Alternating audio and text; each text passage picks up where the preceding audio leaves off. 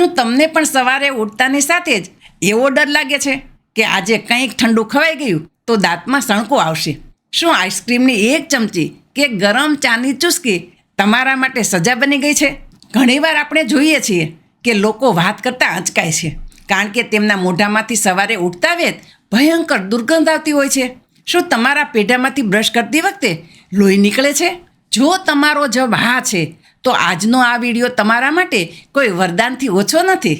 આજે હું તમને એક એવી વસ્તુ વિશે જણાવવાની છું જે તમારે ફક્ત 30થી 40 સેકન્ડ માટે તમારા દાંત પર અને મોઢામાં રાખવાની છે. અને વિશ્વાસ રાખજો, આ કોઈ જાદુ નથી પણ આપણું શુદ્ધ આયુર્વેદિક વિજ્ઞાન છે. સૌથી સારી વાત તો એ છે કે આ ઉપાય 100% નેચરલ છે. આમાં કોઈ હાનિકારક કેમિકલ નથી. આના ઉપયોગથી દાંતનો સડો, પેઢાનો સોજો, લોહી નીકળવું અને શ્વાસની દુર્ગંધ ધીમે ધીમે જડમૂળથી ખતમ થઈ જશે. મિત્રો, મારો અનુભવ અને છેલ્લા 20 વર્ષનું મારું ઓબ્ઝર્વેશન કહે છે કે જ્યારે પણ કોઈને દાંતની તકલીફ થાય ત્યારે આપણે શું કરીએ છીએ? સીધા દોડીએ છીએ મેડિકલ સ્ટોર પર. મોંઘી ટૂથપેસ્ટ, જાત જાતના જેલ અને મોંઘા માઉથવોશ ખરીદી લાવીએ છીએ અને જો વાત વધી જાય તો ડેન્ટિસ્ટ પાસે જઈને હજારો રૂપિયાની ટ્રીટમેન્ટ કરાવીએ છીએ. ચાલો હું તમને એક ઉદાહરણ આપું. ધારો કે આપણા એક કાકા છે. આપણે એમનું નામ રાખીએ મનહર કાકા. હવે મનહર કાકાને દાંતમાં સખત દુખાવો થતો હતો અને મોઢામાંથી વાસ આવતી હતી. એમણે જાહેરાતો જોઈને મોંઘી ટૂથપેસ્ટ વાપરી. ડૉક્ટર પાસે જઈને દાંત સાફ કરાવ્યા. થોડા દિવસ બધું સારું રહ્યું પણ જેવા એમણે એમનું સામાન્ય જમવાનું થોડું ગળ્યું કે તીખું ખાવાનું ચાલુ કર્યું, સમસ્યા પાછી આવી ગઈ. શા માટે? કારણ કે મનહર કાકાએ માત્ર ઉપર છલો ઈલાજ કર્યો. જે મૂળ કારણ છે બેક્ટેરિયાનું બેલેન્સ બગડવું, એના પર તો એમણે ધ્યાન જ ન આપ્યું. તમને જાણીને નવાઈ લાગશે કે આપણું મોઢું એક નાનકડા જંગલ જેવું છે જેમાં કરોડો જીવાણુઓ રહે છે. આમાંના કેટલાક જીવાણુ આપણા મિત્ર છે જે પાચનમાં મદદ કરે છે અને કેટલાક શત્રુ છે જે દાંતને સડાવે છે. જ્યારે આ બંને વચ્ચેનું સંતુલન ખોરવાય છે ત્યારે જ કેવિટી એટલે કે સડો, પેઢામાં સોજો અને દુર્ગંધની સમસ્યા શરૂ થાય છે. આજે હું જે ઉપાય બતાવીશ તે આ મૂળ કારણ પર કામ કરશે. આ ઉપાય બેક્ટેરિયાને મારે છે, પેઢાના ઘા ભરે છે અને મોઢાની એસિડિટીને શાંત કરે છે. અને હા, આ કોઈ દાદી નાનીનો માત્ર વાર્તા જેવો નુસ્ખો નથી પણ આના પર મોટા મોટા વૈજ્ઞાનિકોએ રિસર્ચ કરેલું છે. તો ચાલો હવે સસ્પેન્સ પૂરું કરીએ.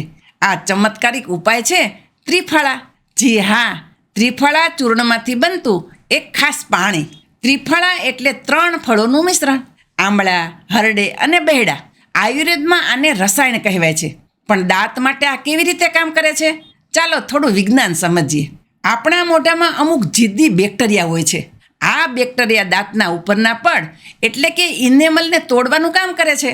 તમે જ્યારે પણ ખાંડવાળી વસ્તુઓ ખાઓ ત્યારે આ બેક્ટેરિયા એક્ટિવ થઈ જાય અને એસિડ બનાવે. આ એસિડ દાંતને ઓગાળે છે, જેને આપણે સામાન્ય ભાષામાં દાંતમાં કીડો લાગવો કહીએ છીએ. હકીકતમાં ત્યાં કોઈ ઈયળ જેવો કીડો નથી હોતો પણ આ સડો છે. ત્રિફળા શું કરે છે? આંબળા, આમાં ભરપૂર વિટામિન સી હોય છે જે પેઢાને મજબૂત બનાવે છે, ટાઈટ કરે છે અને સોજો ઉતારે છે. બહેડા, આ કુદરતી એન્ટીવાયરલ છે જે ગળા અને મોઢાના ઇન્ફેક્શનને રોકે છે. હરડે, આ કુદરતી ક્લિન્ઝર છે જે ખૂણે ખૂણેથી કચરો બહાર કાઢે છે. જ્યારે આ ત્રણેય ભેગા થાય છે ત્યારે તે પેલા જિદ્દી બેક્ટેરિયાનો વિકાસ અટકાવી દે છે.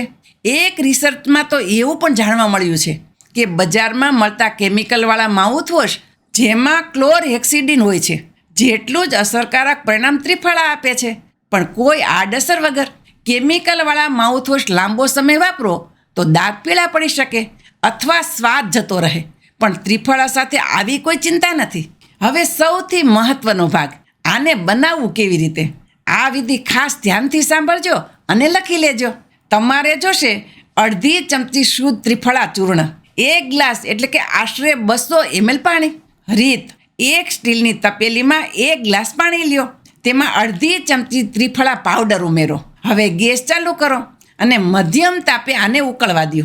લગભગ 3 થી 4 મિનિટ ઉકળવા દો. પાણીનો રંગ બદલાઈ જશે. હવે ગેસ બંધ કરી દો અને આ મિશ્રણને ઠંડુ થવા દો.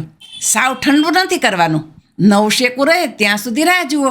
ત્યારબાદ એક ગરણી વેડે આ પાણીને ગ્લાસમાં ગાળી લ્યો. ગાળતી વખતે ખાસ ધ્યાન રાખવું કે પાવડરના કણ બહુ દબાવીને પાણીમાં ન ઉતારવા. હવે આનો ઉપયોગ કેમ કરવો? આ પ્રક્રિયાને આયુર્વેદમાં ગંડૂશ કહેવાય છે. સવારે બ્રશ કર્યા પછી અથવા રાત્રે સૂતા પહેલાં આ નવશેકા પાણીનો એક ઘૂંટડો ભરો. તેને ગળી જવાનો નથી. આ પાણીને મોઢામાં ભરી રાખો અને 30થી 40 સેકન્ડ સુધી મોઢામાં બધી બાજુ ફેરવો. ડાબે જમણે ઉપર નીચે જાણે વોશિંગ મશીનમાં કપડાં ધોવાતા હોય તેમ જોરથી પાણીને દાંત વચ્ચેથી પસાર કરો. 40 સેકન્ડ પછી પાણી થૂકી દો. આખો ગ્લાસ પૂરો થાય ત્યાં સુધી આ પ્રક્રિયા કરો. મિત્રો, હવે વિડીયોનો સૌથી અગત્યનો ભાગ. કોઈ પણ ઉપચાર આંધળું અનુકરણ કરીને ન કરાય. આયુર્વેદ ચમત્કારિક છે, પણ તેની પણ મર્યાદા છે. આજે હું તમને સ્પષ્ટ કરવા માગું છું કે કઈ પરિસ્થિતિમાં આ ઘરેલું ઉપચાર રામબાણ છે અને ક્યારે તમારે ઘરના નુસ્ખા છોડીને તાત્કાલિક ડૉક્ટર પાસે દોડવું જોઈએ. આ ઉપચાર ક્યારે કામ કરશે? નંબર 1, શરૂઆતની તકલીફો. પેઢા થોડા લાલ રહેતા હોય, સામાન્ય લોહી આવતું હોય. નંબર 2, દુર્ગંધ અને પીળાશ. મોઢામાંથી વાસ આવતી હોય કે દાંત પર પીળાશ હોય. નંબર 3, સામાન્ય કળતર. થોડું ઠંડુ ખાવાથી હળવો ઝટકો લાગતો હોય. નંબર 4, જાળવણી. ભવિષ્યમાં સડો ન થાય તે માટે. પણ સાવધાન, જો તમને નીચે મુજબના લક્ષણો હોય તો ભૂલથી પણ માત્ર કોગળા પર આધાર ન રાખતા અને આજે જ સારા ડેન્ટિસ્ટને બતાવજો. નંબર 1, અસહ્ય દુખાવો. જો દુખાવો એટલો વધારે હોય કે રાત્રે ઊંઘ ન આવતી હોય અથવા પેઇન કિલર લેવી પડતી હોય, યાદ રાખજો, ત્રિફળા ઇન્ફેક્શન રોકશે પણ દાંતની નસનો દુખાવો તરત બંધ નહીં કરે. નંબર 2, ચહેરા પર સોજો. જો તમારા ગાલ પર કે જડબાની નીચે સોજો આવી ગયો હોય તો તેનો અર્થ છે કે પરવું હાડકાં સુધી પહોંચી ગયું છે. આ ખતરનાક બની શકે છે. અહીં એન્ટીબાયોટિક્સ અને ટ્રીટમેન્ટની જરૂર છે. નંબર 3, દાંત હલવો. જો તમારો દાંત મૂળમાંથી હલી રહ્યો હોય તો કોઈ પાણી તેને ફરી ચોંટાડી ન શકે. નંબર 4, મોટો સડો કે ખાડો. જો તમને અરીસામાં દેખાય કે દાંતમાં મોટો કાળો ખાડો પડી ગયો છે, ખાડો એકવાર પડી ગયો એટલે તેને પૂરવો જ પડે. તે કુદરતી રીતે ભરાતો નથી. નંબર 5, ઈજા. પડવાથી કે વાગવાથી દાંત તૂટ્યો હોય. આવી ગંભીર સ્થિતિમાં ઘરેલું ઉપચાર એ સહાયક સારવાર તરીકે વાપરી શકાય, પણ મુખ્ય સારવાર તો ડૉક્ટર પાસે જ કરાવવી પડે.